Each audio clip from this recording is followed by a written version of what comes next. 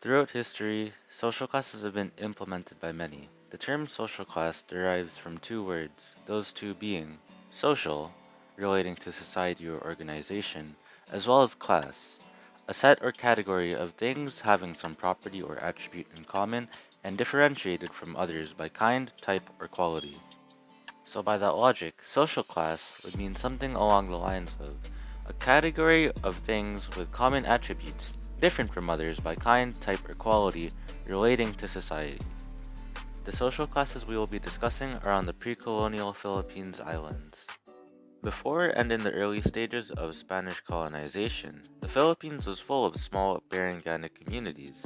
They were much like ancient Egyptian or Mesopotamian societies. Four classes made up a Baranganic community. The first is the ruling class, the Datu. They consist of people like chiefs, sovereign princes, and monarchs. The Datu are like the antiquated version of mayors. The followers of the Datu, the Maharlikas, were people who had full political and civil rights. They were pretty much citizens. Below them are the Timawa, former slaves and illegitimate children of the Datu.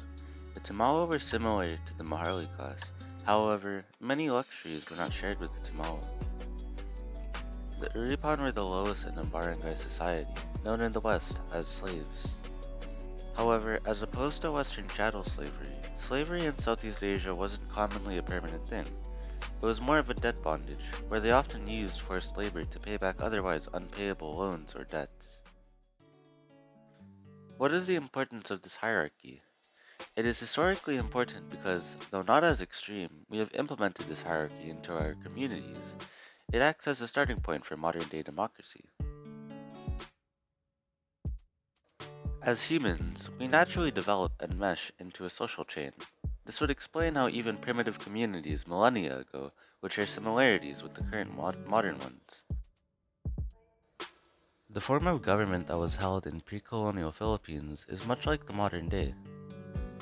Some similarities you may not think of at first are a cubicle office worker has many similarities to the Maharlikas or Tamawa in that, though they have rights, they must still abide by the wants and needs of their boss as well as the government, or the Datu, which you may find is much like the current government. One of the main causes of changes in these Barangan communities was Spanish colonization, during which was the establishment of Roman Catholicism in the Philippines, as well as church-run schools. This is a large reason why the number of barangay communities has lessened. During this time, the predominant religious beliefs were similar to Aminism, or the belief that objects, places, or animals had spiritual powers. Ethically speaking, the pre-colonial Philippines was a virtuous country for its time. There was no racial discrimination, as everyone was the same. If a community like this existed today, how would we react? Even today, there are plenty of communities like this internationally, only portrayed in modern times with modern ethics and beliefs. So were another community like this to show up, I don't see much happening. This is the Santo Niño. Translated, it means Holy Child.